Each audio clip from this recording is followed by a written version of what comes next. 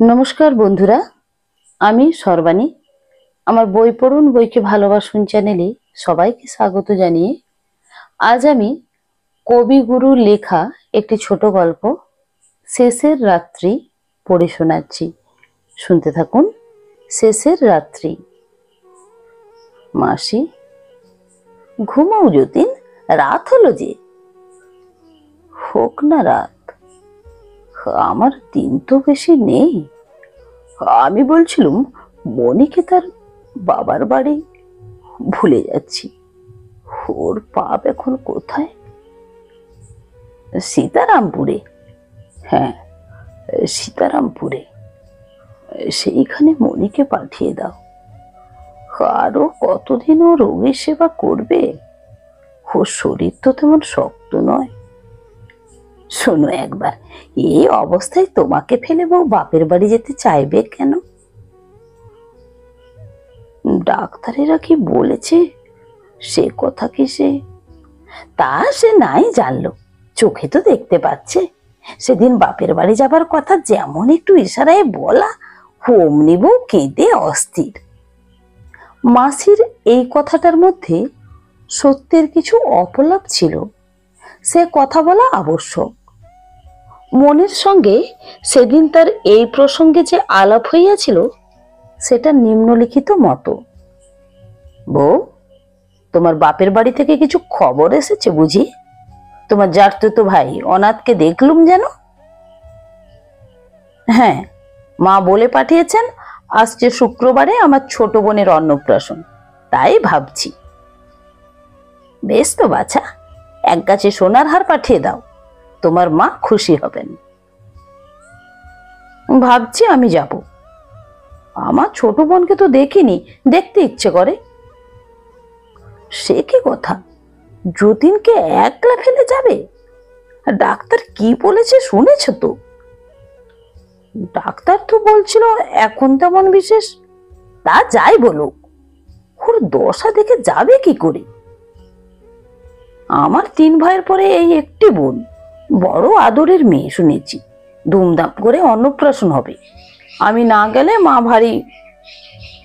তোমার মায়ের ভাব বাছা আমি বুঝতে পারিনি, কিন্তু যতীনের এই সময়ে তুমি যদি যাও তোমার বাবা রাগ করবেন, সে আমি বলে রাখছি। তা জানি, তোমাকে এক লাইন লিখে দিতে হবে মাসি, যে কোনো ভাবনার কথা নেই, আমি গেলে বিশেষ কোনো। তুমি গেলে কোনো ক্ষতি নেই সে কি জানি নেই, কিন্তু তোমার বাপকে যদি লিখতেই হয় আমার মনে যা আছে তা সব খুলেই লিখবো। আচ্ছা বেশ, তুমি লিখো না, আমি ওকে গিয়ে বললেই উনি। দেখো বউ, অনেক সয়েছি, কিন্তু এই নিয়ে যদি তুমি যতীনের কাছে যাও কিছুতেই সইব না। তোমার বাবা তোমাকে ভালো রকমই চেনেন, তাকে ভোলাতে পারবে না। এই বলিয়া মাসি চলিয়া আসিলেন। মনি খানিকক্ষণের জন্য রাগ করিয়া বিছানার উপর পড়িয়া রহিল। পাশের বাড়ি হইতে সই আসিয়া জিজ্ঞাসা করিল, এ কি সই গোসা কেন? দেখো দেখি ভাই, আমার একমাত্র বোনের অন্নপ্রাশন, এরা আমাকে যেতে দিতে চায় না। ও মা, সে কি কথা? যাবে কোথায়? স্বামী যে রোগে শুষছে। আমি তো কিছুই করিনি, করতে পারিও নি। বাড়িতে সবই চুপচাপ, আমার প্রাণ হাঁপিয়ে ওঠে, এমন করে আমি থাকতে পারিনি তা বলছি। তুমি ধন্যী মেয়ে মানুষ যা হোক। তা আমি ভাই তোমাদের মতো লোক দেখানো ভান করতে পারিনি। পাছে কেউ কিছু মনে করে বলে মুখ গুজরে ঘরের কোণে পড়ে থাকা আমার কর্ম নয়। তা কি করবে শুনি? আমি যাবই, আমাকে কেউ ধরে রাখতে পারবে না। ইস, তেজ দেখে আর বাঁচি নে। চলুম, আমার কাজ আছে। বাপের বাড়ি যাইবার প্রসঙ্গে মনি কাঁদিয়াছে। এই খবরে যতীন বিচলিত হইয়া বালিশটাকে পিঠের কাছে টানিয়া তুলিল এবং একটু উঠিয়া হেলান দিয়ে বসিল। বলিল, মাসি, এই জানালাটা আর একটু খুলে দাও, আর এই আলোটা এ ঘরে দরকার নেই। জানালা খুলিতেই স্তব্ধ রাত্রি অনন্ত তীর্থ পথের পথিকের মতো রোগীর দরজার কাছে চুপ করিয়া দাঁড়াইল। কত যুগের, কত মৃত্যুকালের সাক্ষী ওই তারাগুলি যতীনের মুখের দিকে তাকাইয়া রহিল।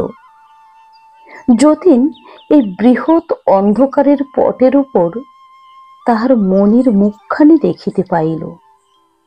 সেই মুখের ডাগর দুটি চক্ষু মোটা জলের ফোঁটায় ভরা।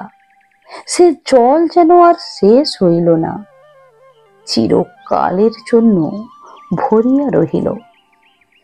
অনেকক্ষণ সে চুপ করিয়া আছে দেখিয়া মাসি নিশ্চিন্ত হইলেন। ভাবিলেন যতীনের ঘুম আসিয়াছে। এমন সময় হঠাৎ সে বলিয়া উঠিল, মাসি, তোমরা কিন্তু বরাবর মনে করে এসেছ মনির মন চঞ্চল, আমাদের ঘরে ওর মন বসেনি।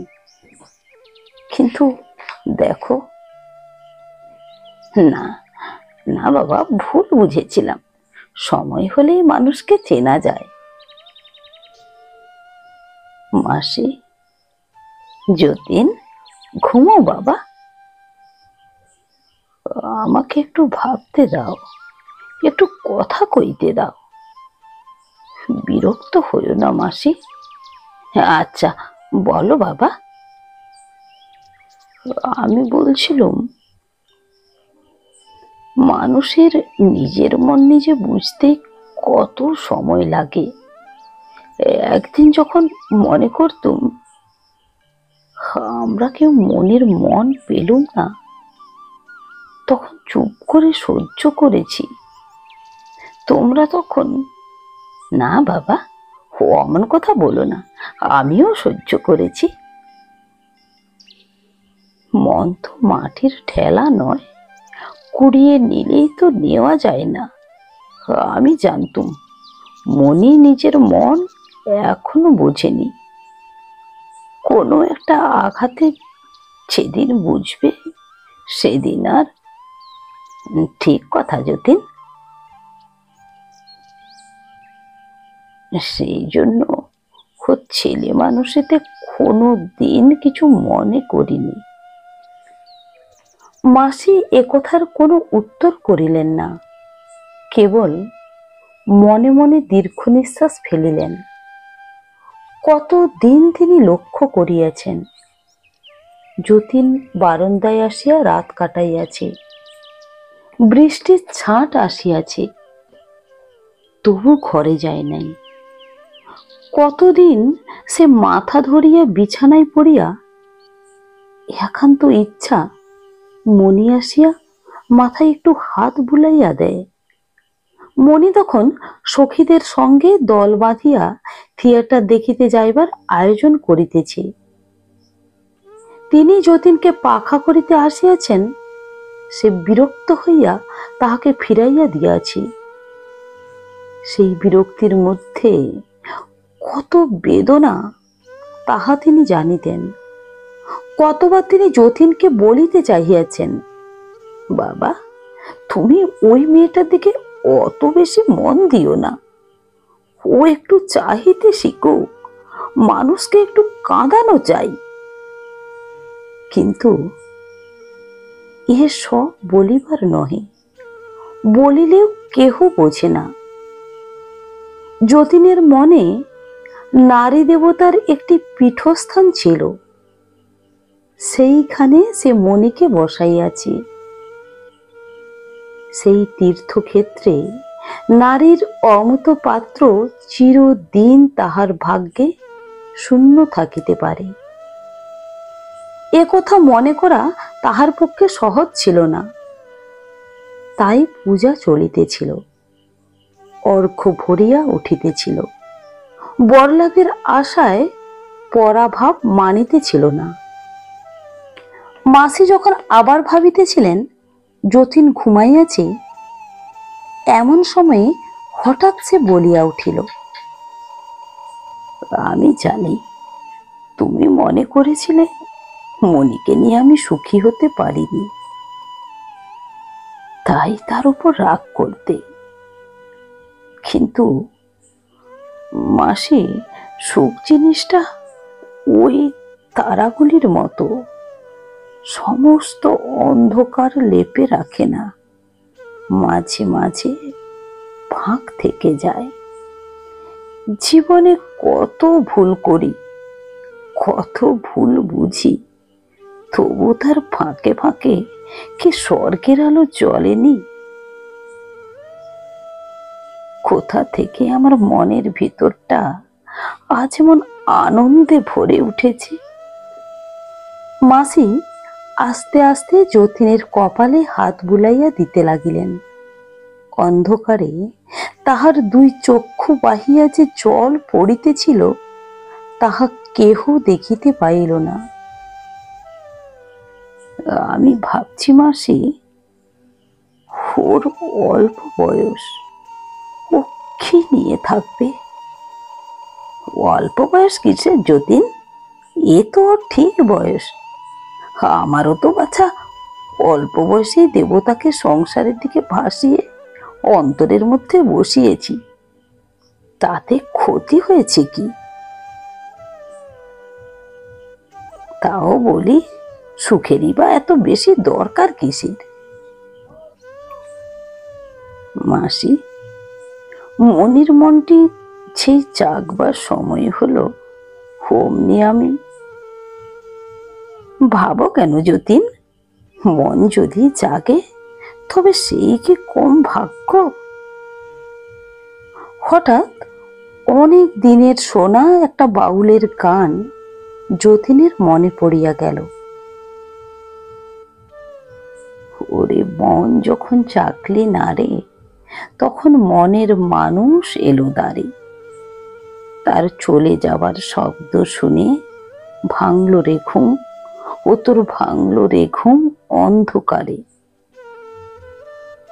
মাসি, ঘড়িতে কটা বেজেছে? 9টা বাজবে। সবে 9টা? আমি ভাবছিলুম বুঝি 2টো 3টে কি কটা হবে। সন্ধ্যার পর থেকেই আমার দুপুর রাত আরম্ভ হয়। তবে তুমি আমার ঘুমের জন্য অত ব্যস্ত হয়েছিলে কেন? কালও সন্ধ্যার পর এই রকম কথা কইতে কইতে রাত পর্যন্ত তোমার আর ঘুম এলো না, তাই আজ তোমাকে সকাল সকাল ঘুমোতে বলছি। মনি কি ঘুমিয়েছে? না, সে তোমার জন্য মুসুরির ডালের স্যুপ তৈরি করে তবে ঘুমোতে যায়। বলো কি মাসি, মনি কি তবে? সেই তো তোমার জন্য সপথ্যি তৈরি করে দেয়, তার কি বিশ্রাম আছে? আমি ভাবতুম মনি বুঝি। মেয়ে মানুষের কি আর এসব শিখতে হয়? দায়ে পড়লে আপনিই করে নেয়। আজ দুপুরবেলা মৌরালা মাছের যে ঝোল হয়েছিল, তাতে বড় সুন্দর একটি তার ছিল। আমি ভাবছিলাম তোমারই হাতের তৈরি। কপাল আমার, মনি কি আমাকে কিছু করতে দেয়? তোমার গামছা তোয়ালে নিজের হাতে কেচে শুকিয়ে রাখে, জানে যে কোথাও কিছু নোংরা তুমি দেখতে পারো না। তোমার বাইরের বৈঠকখানা যদি একবার দেখো তবে দেখতে পাবে মনি দুবেলা সমস্ত ঝেড়ে মুছে কেমন তকতকে করে রেখে দিয়েছে। আমি যদি তোমার এ ঘরে ওকে সর্বদা আসতে দিতুম, তাহলে কি আর তার রক্ষা থাকতো? ও তো তাই চায়। মনির শরীরটা বুঝি। ডাক্তারেরা বলে রোগীর ঘরে ওকে সর্বদা আনাগোনা করতে দেওয়া কিছু নয়। ওর মন বড় নরম কিনা, তোমার কষ্ট দেখলে দুদিনে যে শরীর ভেঙে পড়বে। মাসি, ওকে তুমি ঠেকিয়ে রাখো কি করে? আমাকে ও বড্ড মানে বলেই পারি, তবু বারবার খবর দিয়ে আসতে হয়, ওই আমার আরেক কাজ হয়েছে। আকাশের তারাগুলি যেন করুণা বিগলিত চোখের জলের মতো জলজল করিতে লাগিল।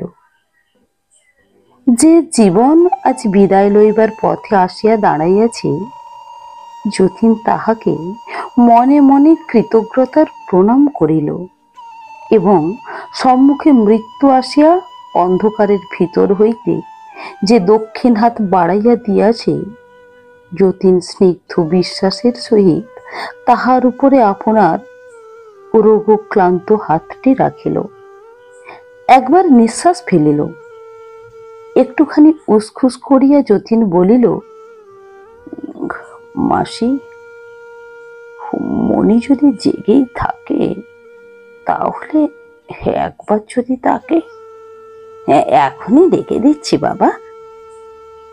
আমি বেশিক্ষণ তাকে এ ঘরে রাখতে চাইনি, কেবল 5 মিনিট, দুটো একটা কথা যা বলবার আছে।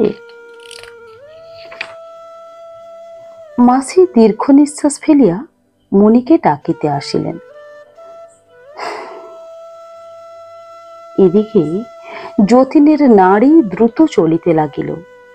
যতীন জানি আজ পর্যন্ত সে মনের সঙ্গে ভালো করিয়া কথা জমাইতে পারে নাই। দুই যন্ত্র দুই সুরে বাঁধা, একসঙ্গে আলাপ চলা বড় কঠিন। মনি তাহার সঙ্গিনীদের সঙ্গে অনর্গল বকিতেছে, হাসিতেছে। দূর হইতে তাহাই শুনিয়া যতীনের মন কতবার ঈর্ষায় পীড়িত হইয়াছে। যতীন নিজেকেই দোষ দিয়াছে। সে কেন অমন সামান্য যাহা তাহা লইয়া কথা হইতে পারে না? পারে না যে তাহাও তো নহে। নিজের বন্ধু বান্ধবের সঙ্গে যতীন সামান্য বিষয় লইয়া কি আলাপ করে না?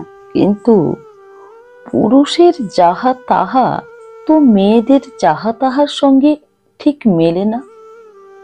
বড় কথা একলাই একটানা বলিয়ে যাওয়া চলে, অন্য পক্ষ মন দিল কিনা খেয়াল না করিলেই হয়। কিন্তু তুচ্ছ কথায় নিয়ত দুই পক্ষের যোগ থাকা চাই। বাঁশি একাই বাজিতে পারে, কিন্তু দুইয়ের মিল না থাকিলে করতালের খচমচ জমে না। এই জন্য কত সন্ধ্যাবেলায় যতীন মনির সঙ্গে যখন খোলা বারান্দায় মাদুর পাতিয়া বসিয়াছে, 2-4টে টানাবোনা কথার পরেই কথার সূত্র একেবারে ছিঁড়িয়া ফাঁক হইয়া গেছে।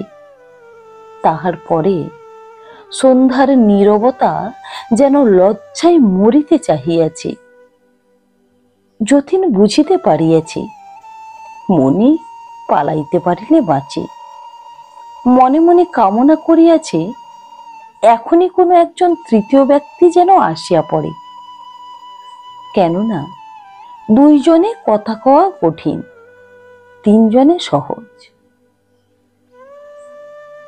মনি আসিলে আজ কেমন করিয়া কথা আরম্ভ করিবে যতীন তাহাই ভাবিতে লাগিল।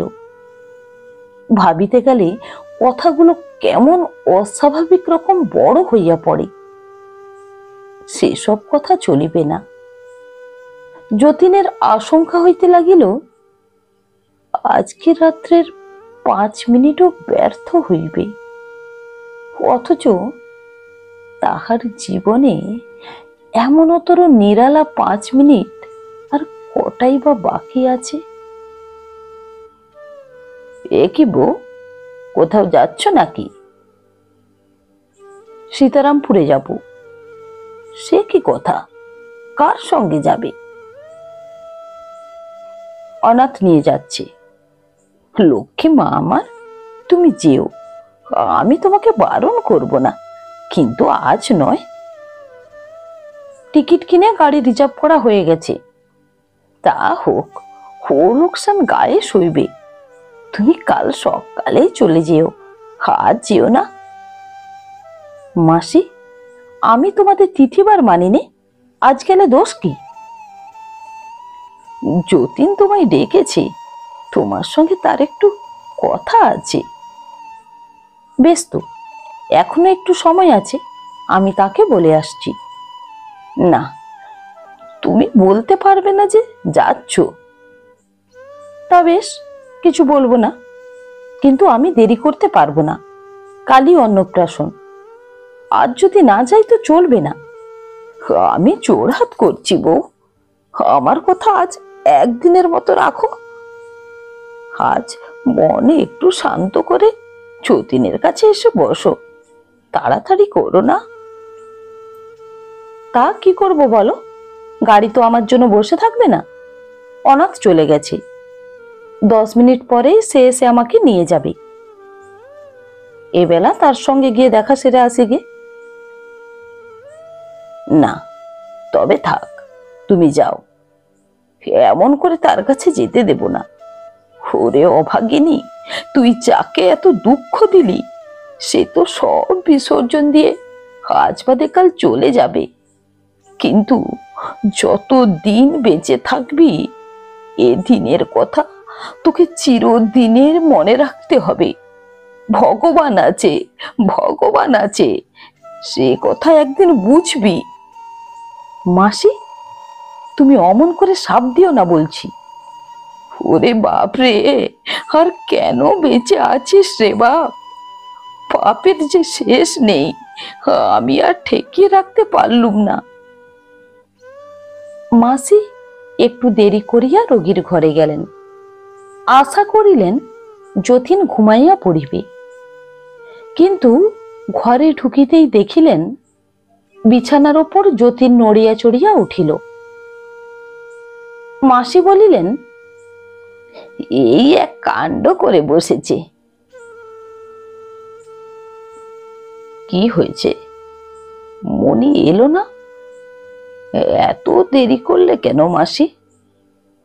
গিয়ে দেখি সে তোমার দুধ জাল দিতে গিয়ে পুড়িয়ে ফেলেছে বলে কান্না। আমি বলি, হয়েছে কি, আরো তো দুধ আছে। কিন্তু ও অসাবধান হয়ে তোমার খাবার পুড়িয়ে ফেলেছে। বউয়ের এ লজ্জার কিছুতেই যায় না। আমি তাকে অনেক করে ঠান্ডা করে বিছানায় শুইয়ে রেখে এসেছি। আজ আর তাকে আনলুম না, সে একটু ঘুমোক। মনে আসলো না বলিয়া যতীনের বুকের মধ্যে যেমন বাজিল, তেমনি সে আরামও পাইল। তাহার মনে আশঙ্কা ছিল যে পাছে মনে সশরীরে আসিয়া মনের ধ্যান মধুকরীটুকু প্রতি জুলুম করিয়া যায়। কেননা তাহার জীবনে এমন অনেকবার ঘটিয়াছে। দুধ পুড়াইয়া ফেলিয়া মনের কোমল হৃদয় অনুতাপে ব্যথিত হইয়া উঠিয়াছে, ইহারই রসটুকুতে তাহার হৃদয় ভরিয়া উঠিতে লাগিল। মাসি, কি বাবা? আমি বেশ জানিয়াছি আমার দিন শেষ হয়ে এসেছে, কিন্তু আমার মনে কোনো খেদ নেই। তুমি আমার জন্য শোক করো না। না বাবা, আমি শোক করব না। জীবনে যে মঙ্গল আর মরণে যে নয়, এ কথা আমি মনে করিনি। মাসি, তোমাকে সত্য বলছি, মৃত্যুকে আমার মধুর মনে হচ্ছে। অন্ধকার আকাশের দিকে তাকাইয়া যতীন দেখিতেছিল তাহার মনে আজ মৃত্যুর বেশ ধরিয়া আসিয়া দাঁড়াইয়াছে। সে আজ অক্ষয় যৌবনে পূর্ণ, সে গৃহিণী, সে জননী, সে রূপসী, সে কল্যাণী। তাহারই এলোচুলের উপরে ওই আকাশের তারাগুলি লক্ষ্মীর স্বহস্তের আশীর্বাদের মালা। তাহাদের দুজনের মাথার উপরে এই অন্ধকারের মঙ্গল বস্ত্রখানি মেলিয়া ধরিয়া আবার যেন নতুন করিয়া শুভদৃষ্টি হইল। রাত্রির এই বিপুল অন্ধকার ভরিয়া গেল মনির অনিমেষ প্রেমের দৃষ্টিপাতে। এই ঘরের বধূ মণি, এই একটুখানি মণি আজ বিশ্বরূপ ধরিল। জীবন মরণের সঙ্গম তীর্থে ওই নক্ষত্র বেদির ওপরে সে বসিল। নিস্তব্ধ রাত্রি মঙ্গল ঘটের মতো পূর্ণ ধারায় ভরিয়া উঠিল। যতীন জোড়হাত করিয়া মনে মনে কহিল, এতদিন পর ঘুমটা খুলিল। এই ঘোর অন্ধকারের মধ্যে আবরণ খুঁজিল। অনেক কাঁদাইয়াছ সুন্দর, তুমি আর ফাঁকি দিতে পারিবে না। কষ্ট হচ্ছে মাসি? কিন্তু যত কষ্ট মনে করছো তা কিছুই নয়। আমার সঙ্গে আমার কষ্টের ক্রমশ যেন বিচ্ছেদ হয়ে আসছে। বোঝাই নৌকার মতো একদিন সে আমার জীবন জাহাজের সঙ্গে বাঁধা ছিল, আজ যেন বাঁধন কাটা পড়েছে। সে আমার সব বোঝা নিয়ে দূরে ভেসে চলল।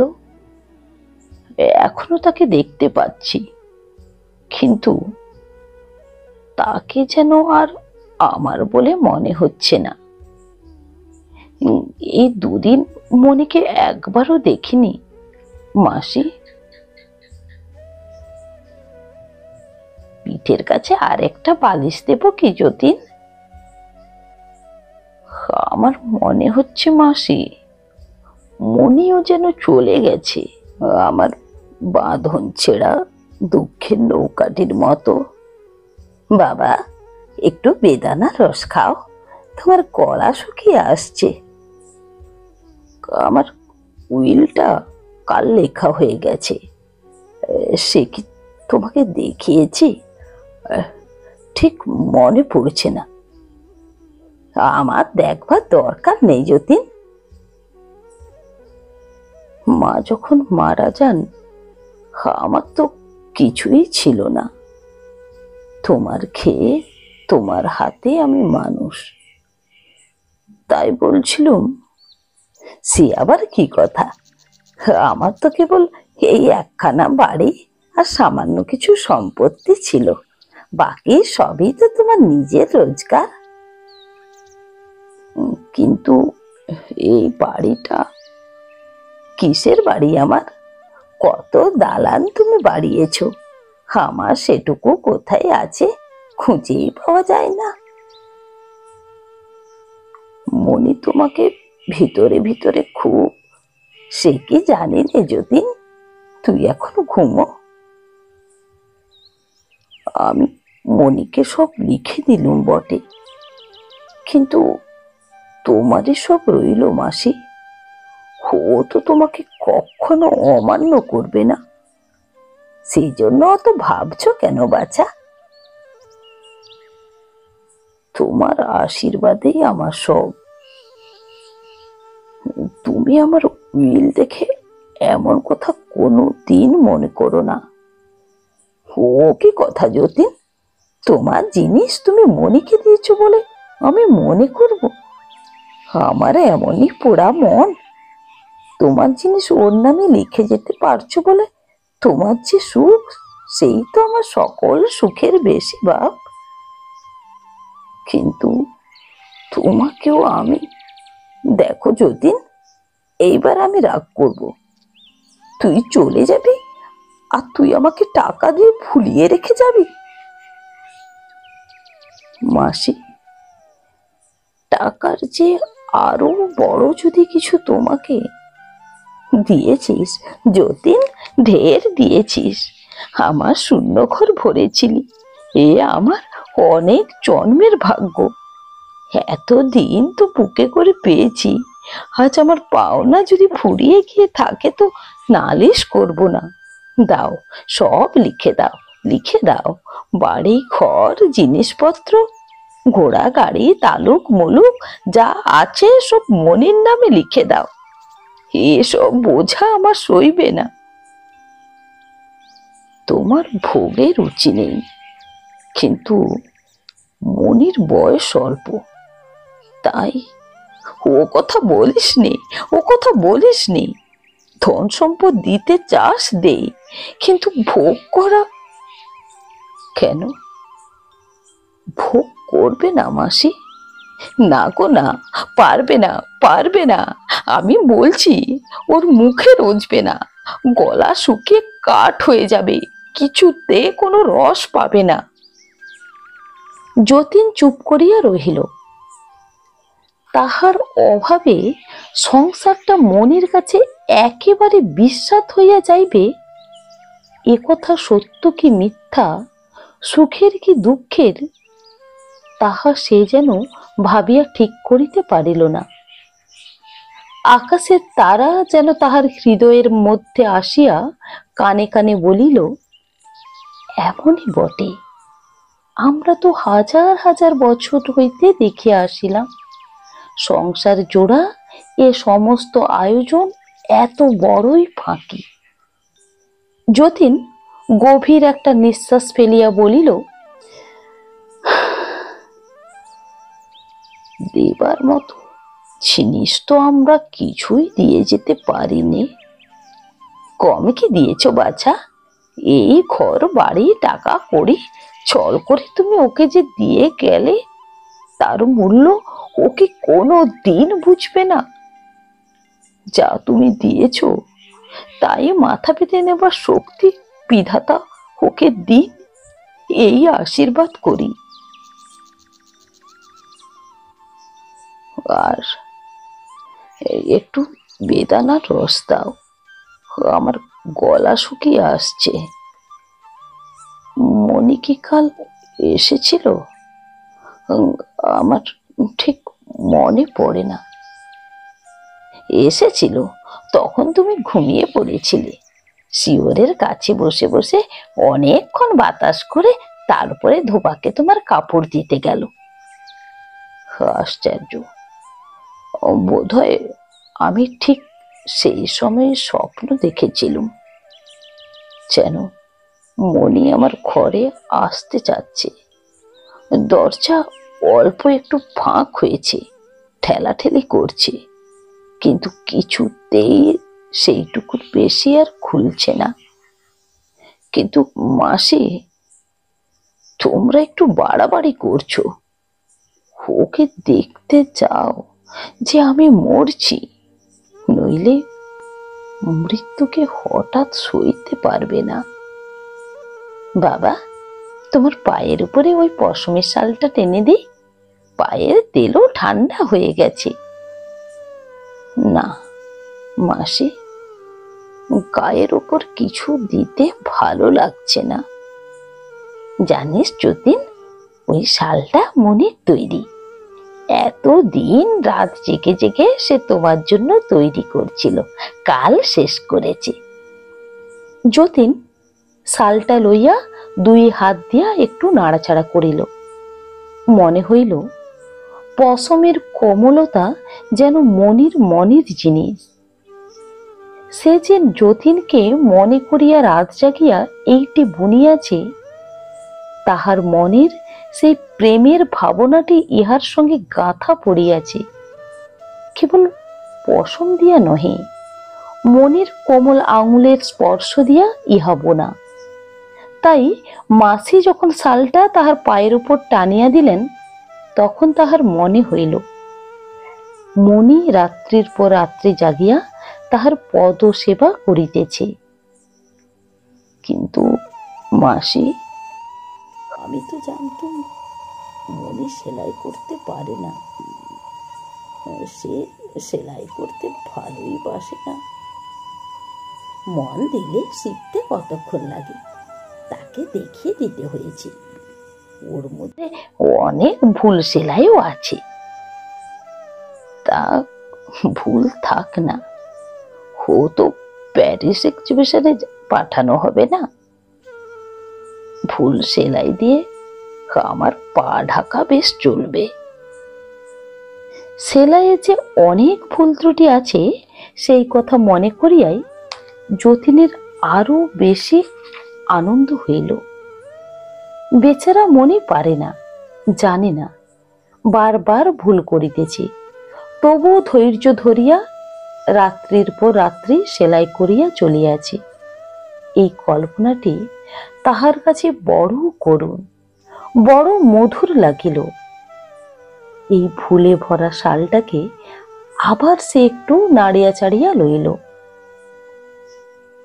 মাসি, ডাক্তার বুঝি নিচের ঘরে? হ্যাঁ যতীন, আজ রাত্রে থাকবেন। কিন্তু আমাকে যেন মিছিমিছি ঘুমের ওষুধ দেয়া না হয়। দেখেছ তো, ওতে আমার ঘুম হয় না, কেবল কষ্ট বাড়ে। আমাকে ভালো করে জেগে থাকতে দাও। জানো মাসি, বৈশাখ দ্বাদশীর রাত্রে আমাদের বিয়ে হয়েছিল। কাল সেই দ্বাদশী আসছে। কাল সেদিনকার রাত্রে সব তারা আকাশে জ্বালানো হবে। মনির বোধহয় মনে নেই। আমি তাকে সেই কথাটি আজ মনে করিয়ে দিতে চাই।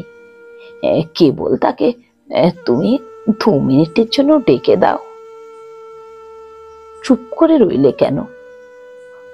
বোধহয় ডাক্তার তোমাদের বলেছে আমার শরীর দুর্বল, এখন যাতে আমার মনে কোনো।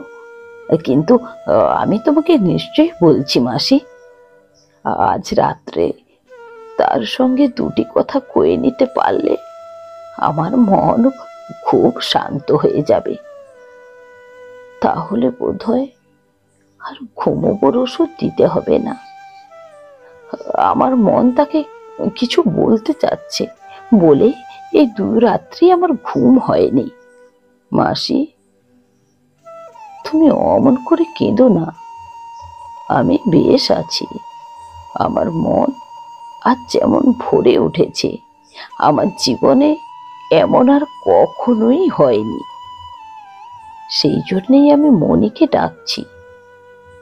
মনে হচ্ছে আজ যেন আমার ভরা হৃদয়টি তার হাতে দিয়ে যেতে পারবো। তাকে অনেক দিন অনেক কথা বলতে চেয়েছিলাম, সময় পাবো না। না মাসি, তোমার ওই কান্না আমি সইতে পারিনি। এতদিন তো শান্ত ছিলে, আজ কেন তোমার এমন হলো? ওরে যতীন, ভেবেছিলাম আমার সব কান্না ফুরিয়ে গেছে, কিন্তু দেখতে পাচ্ছি এখনো বাকি আছে। আজ আর পারছি নে। মনিকে ডেকে দাও, তাকে বলে দেব কালকে রাতের জন্য যেন। যাচ্ছি বাবা, শম্ভু দরজার কাছে রইল, যদি কিছু দরকার হয় ওকে ডেকো। মাসি মনির শোবার ঘরে গিয়া মেজের উপর বসিয়া ডাকিতে লাগিল, ওরে আয়, একবার আয়, আয় রে রাক্ষসী, যে তোকে তার সব। শেষ কথাটি রাখ, সে মরতে বসেছে, তাকে আর মারিস নে। যতীন পায়ের শব্দে চমকিয়া উঠিয়া কহিল, মনি? না, আমি শম্ভু। আমাকে ডাকছিলেন? একবার তোর বউ ঠাকুরনকে ডেকে দে। কাকে? বউ ঠাকুরনকে। তিনি তো এখনো ফেরেননি। কোথায় গেছেন? সীতারামপুরে। আজ গেছেন? না, আজ 3 দিন হলো গেছেন। ক্ষণকালের জন্য যতীনের সর্বাঙ্গ ঝিমঝিম করিয়া আসিল। সে চোখে অন্ধকার দেখিল। এতক্ষণ বালিশে ঠেসান দিয়া বসিয়াছিল, শুইয়া পড়িল। পায়ের উপর সে পশমের শাল ঢাকা ছিল, সেটা পা দিয়া ঠেলিয়া ফেলিয়া দিল। অনেকক্ষণ পরে মাসি যখন আসিলেন, যতীন মনের কথা কিছুই বলিল না। মাসি ভাবিলেন সে কথা উহার মনে নাই। হঠাৎ যতীন এক সময় বলিয়া উঠিল, মাসি, তোমাকে কি আমার সেদিনকার স্বপ্নের কথা বলেছি? কোন স্বপ্ন? মনি যেন আমার ঘরে আসবার জন্য দরজা ঠেলছিল। কোনো মতেই দরজা এতটুকুর বেশি ফাঁক হলো না। সে বাইরে দাঁড়িয়ে দেখতে লাগলো, কিন্তু কিছুতেই ঢুকতে পারলো না। মনি চিরকাল আমার ঘরের বাইরেই দাঁড়িয়ে রইল। তাকে অনেক করে রাখলুম, কিন্তু এখানে তার জায়গা হলো না। মাসি কিছু না বলিয়া চুপ করিয়া রহিলেন। ভাবিলেন, যতীনের জন্য মিথ্যা দিয়া যে একটুখানি স্বর্গ রচিতেছিলাম, সে আর ঠেকিল না। দুঃখ যখন আসে তাহাকে স্বীকার করাই ভালো। প্রবঞ্চনার দ্বারা বিধাতার মার ঠেকাইবার চেষ্টা করা কিছু নয়। মাসি, তোমার কাছে যে স্নেহ পেয়েছি, সে আমার জন্ম জন্মান্তরের পাথেয় আমার সমস্ত জীবন ভরে নিয়ে চললুম। আর জন্মে তুমি নিশ্চয়ই আমার মেয়ে হয়ে জন্মাবে। আমি তোমাকে বুকে করে মানুষ করব। বলিস কি যতীন, আবার মেয়ে হয়ে জন্মাবো? না হয় তোরই কোলে ছেলে হয়ে জন্ম হবে, সেই কামনাই কর না। না না, ছেলে না। ছেলেবেলায় তুমি যেমন সুন্দরী ছিলে, তেমনি অপরূপ সুন্দরী হয়ে তুমি আমার ঘরে আসবে। আমার মনে আছে আমি তোমাকে কেমন করে সাজাবো। আর বকিস নে যতীন, বকিস নে, একটু ঘুমো। তোমার নাম দেব লক্ষ্মী রানী। ও তো একেলে নাম হলো না? না, একেলে নাম না মাসি, তুমি আমার সাবেক কেলে। সেই সাবেক কাল নিয়ে তুমি আমার ঘরে এসো। তোর ঘরে আমি কন্যাদায়ের দুঃখ নিয়ে আসবো, হে কামনা আমি তো করতে পারি নে। মাসি, তুমি আমাকে দুর্বল মনে করো, আমাকে দুঃখ থেকে বাঁচাতে চাও। বাছা, আমার যে মেয়ে মানুষের মন, আমি দুর্বল। সেই জন্যে আমি বড় ভয়ে ভয়ে তোকে সকল দুঃখ থেকে চিরদিন বাঁচাতে চেয়েছি, কিন্তু আমার সাধ্য কি আছে? কিছুই করতে পারিনি। মাসি, এ জীবনের শিক্ষা আমি এ জীবনে খাটাবার সময় পেলুম না, কিন্তু এ সমস্তই জমা রইল। আসছে পারে, মানুষ যে কি পারে তা আমি দেখাবো। চিরটা দিন নিজের দিকে তাকিয়ে থাকা যে কি ফাঁকি, তা আমি বুঝেছি। যাই বলো বাছা, তুমি নিজে কিছু নাওনি, পরকেই সব দিয়েছ। মাসি, একটা গর্ব আমি করব, আমি সুখের ওপরে জবরদস্তি করিনি। কোনো দিন এ কথা বলিনি যেখানে আমার দাবি আছে সেখানে আমি জোর খাটাবো। যা পাইনি তা কাড়াকাড়ি করিনি। আমি সেই জিনিস চেয়েছিলাম যার উপরে কারো সত্ত্ব নেই।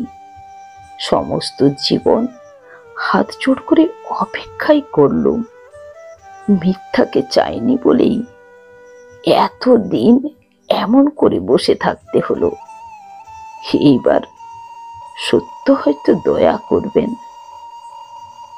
ওকে, ও মাসি, ওকে। কই, কেউ তো না যতীন। মাসি, তুমি একবার ও ঘরটা দেখে এসো গো, আমি যেন। না বাছা, কাউকে তো দেখলুম না। আমি কিন্তু স্পষ্ট যেন। কিছু না যতীন, ওই যে ডাক্তারবাবু এসেছেন। দেখুন, আপনি ওর কাছে থাকলে উনি বড় বেশি কথা কন। কয় রাত্রে এমন করে তো জেগেই কাটালেন। আপনি শুতে যান, আমার সেই লোকটি এখানেই থাকবে। না মাসি, না, তুমি যেতে পাবে না। আচ্ছা বাচ্চা, আমি না হয় ওই কোনাটাতে গিয়ে বসছি। না না, তুমি আমার পাশেই বসে থেকো। আমি তোমার এ হাত কিছুতেই ছাড়ছি নে, শেষ পর্যন্ত না। আমি যে তোমারই হাতে মানুষ, তোমারই হাত থেকে ভগবান আমাকে নেবেন। আচ্ছা বেশ, কিন্তু আপনি কথা কবেন না যতীন বাবু।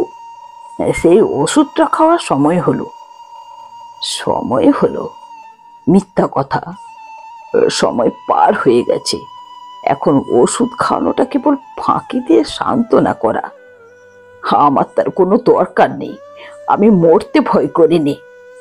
মাসি, চমের চিকিৎসা চলছে, তার উপরে আবার এসব ডাক্তার জড়ো করেছ কেন? বিদায় করে দাও, সব বিদায় করে দাও। এখন আমার একমাত্র তুমি, আর আমার কাউকে দরকার নেই, কাউকে না, কোনো মিথ্যাকেই না। আপনার এই উত্তেজনা ভালো হচ্ছে না।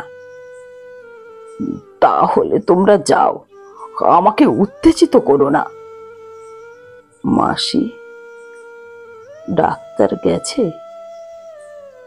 আচ্ছা, তাহলে তুমি এই বিছানায় উঠে বসো, আমি তোমার কোলে মাথা দিয়ে একটু শুই। আচ্ছা, শো বাবা, লক্ষ্মীটি, একটু ঘুমো। না মাসি, ঘুমোতে বলো না। ঘুমোতে ঘুমোতে হয়তো আর ঘুম ভাঙবে না। এখনো আরেকটু আমার জেগে থাকবার দরকার আছে। তুমি শব্দ শুনতে পাচ্ছ না? ওই যে আসছে, এখনই আসবে। বাবা যতীন, একটু চেয়ে দেখো, ওই যে এসেছে, একটিবার চাও। কে এসেছে? স্বপ্ন? স্বপ্ন নয় বাবা, মনে এসেছে, তোমার শ্বশুর এসেছেন। তুমি কে? চিনতে পারছো না বাবা? ওই তো তোমার মণি। মণি, মণি। সেই দরজাটা কি সব খুলে গিয়েছে? সব খুলেছে বাবা আমার, সব খুলেছে। না মাসি, আমার পায়ের উপর ও শাল নয়, ও শাল নয়, ও শাল মিথ্যে, ও শাল ফাঁকি। শাল নয় যতীন, বউ তোর পায়ের উপর পড়েছে, ওর মাথায় হাত রেখে একটু আশীর্বাদ কর। ও অমন করে কাঁদিস নে বউ, কাঁদবার সময় আছে, এখন একটুখানি চুপ কর। বন্ধুরা, আমার এই গল্প পাঠ যদি আপনাদের ভালো লেগে থাকে, তাহলে আমার গল্পটিতে একটি লাইক দিয়ে আমার চ্যানেলটি সাবস্ক্রাইব করে আমার সঙ্গে থাকার অনুরোধ রইল। নমস্কার।